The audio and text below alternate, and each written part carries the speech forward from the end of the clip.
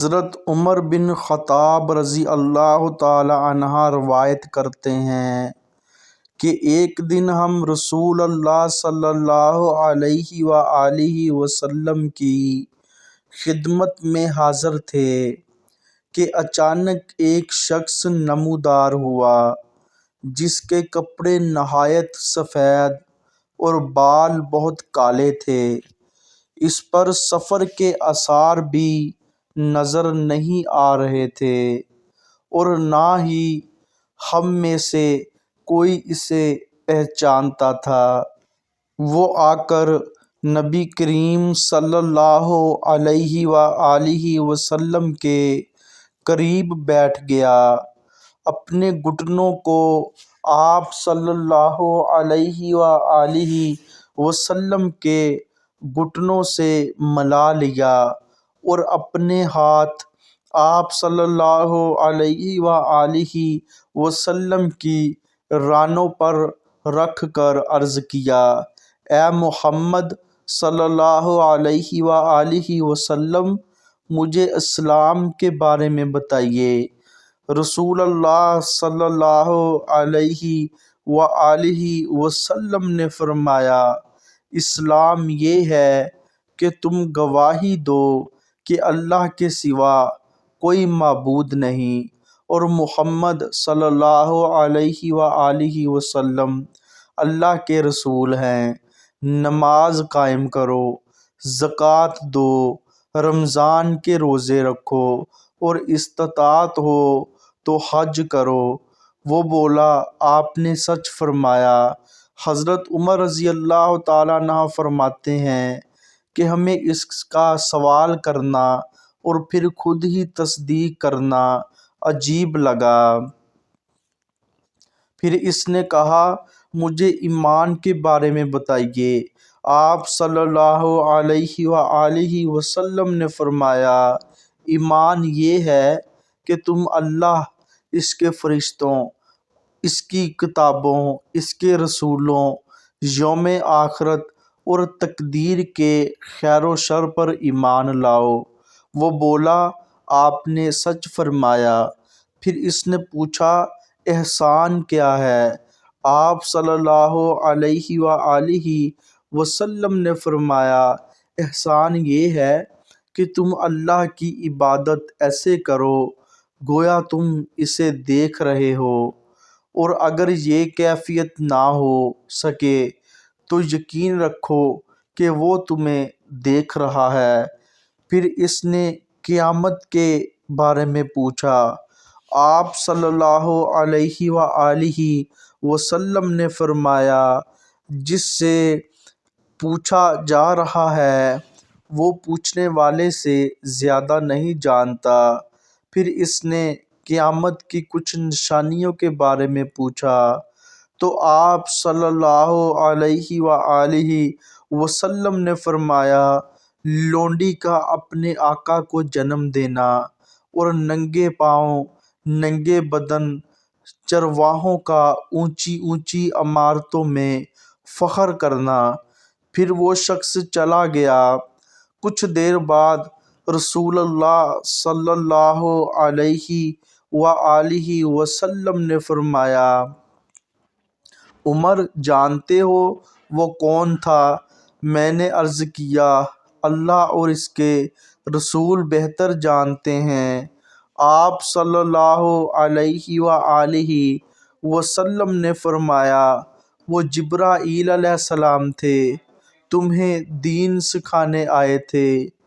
حضرت ابو ہریرہ رضی اللہ تعالی عنہ سے روایت ہے کہ رسول اللہ صلی اللہ علیہ وآلہ وسلم نے فرمایا، اللہ تعالیٰ فرماتا ہے، میری رحمت میرے غضب پر غالب ہے۔ آپ صلی اللہ علیہ وآلہ وسلم نے فرمایا کہ اللہ نے اپنی رحمت کو 100 حصوں میں تقسیم کیا، اس میں سے ایک حصہ دنیا میں اتارا جس کی وجہ سے مخلوق ایک دوسرے پر مہربانی کرتی ہے، یہاں تک کہ جانور بھی اپنے بچے کے لیے اپنا پاؤں اٹھا لیتا ہے۔ کہ کہیں اسے تکلیف نہ پہنچ جائے، اور باقی 99 حصے اللہ تعالیٰ نے اپنے پاس رکھے ہیں، جن کے ذریعے وہ قیامت کے دن اپنے بندوں پر رحم فرمائے گا۔ آپ صلی اللہ علیہ وآلہ وسلم نے مزید فرمایا، اللہ اپنے بندوں کی توبہ سے اس شخص سے بھی زیادہ خوش ہوتا ہے جس کا اونٹ جنگل میں گم ہو جائے اور پھر اچانک اسے واپس مل جائے۔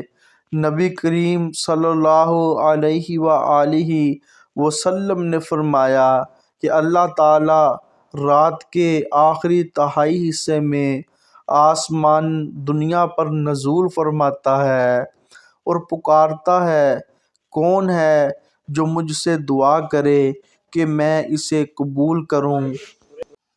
کون ہے جو مجھ سے مانگے کہ میں اسے عطا کروں؟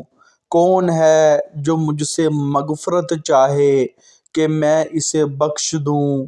آپ صلی اللہ علیہ وآلہ وسلم نے فرمایا کہ اللہ تعالیٰ کے خزانے کبھی ختم نہیں ہوتے اور اس کا دروازہ ہمیشہ کھلا رہتا ہے۔ بندہ جب بھی صدقے دل سے اس کی طرف رجوع کرے تو اللہ اس کی طرف رحمت کے ساتھ متوجہ ہوتا ہے۔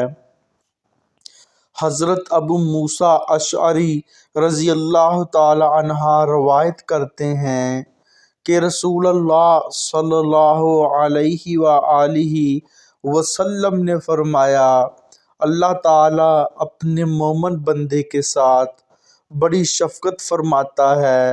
دنیا میں جب اسے کوئی مصیبت پہنچتی ہے تو اللہ اس کی وجہ سے اس کے گناہوں کو مٹا دیتا ہے، یہاں تک کہ اگر اس کے پاؤں میں کانٹا بھی چبھ جائے اور وہ صبر کرے تو اس کا بھی اجر لکھ دیا جاتا ہے۔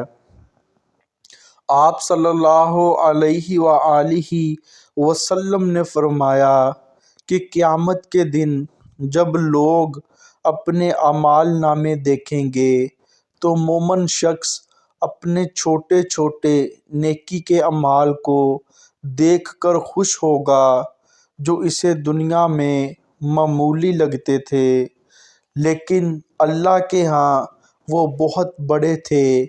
پھر آپ صلی اللہ علیہ وآلہ وسلم نے فرمایا، اللہ تعالیٰ اپنے بندے کی دعا سننے میں حیا کرتا ہے کہ وہ اپنے دونوں ہاتھ اٹھائے اور اللہ انہیں خالی لوٹا دے۔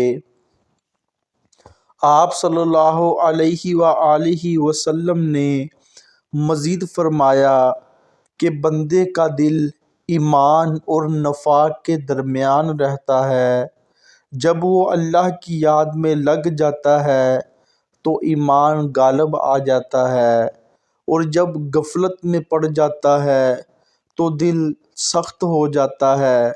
اس لیے تم اللہ کی یاد کو لازم پکڑو، کیونکہ دلوں کے زنگ کو صرف اللہ کی یاد ہی صاف کرتی ہے۔